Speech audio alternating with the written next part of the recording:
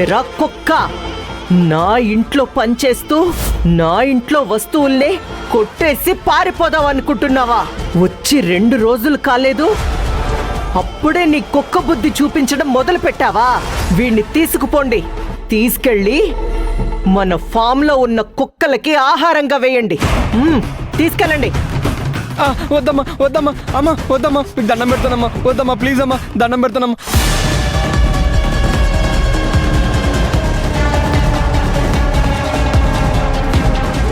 ఈ బొంగరాల భానుమతితోనే పెట్టుకుంటారా? నన్ను దాటి ఏది వెళ్ళదు, ఎవ్వరూ వెళ్ళరు.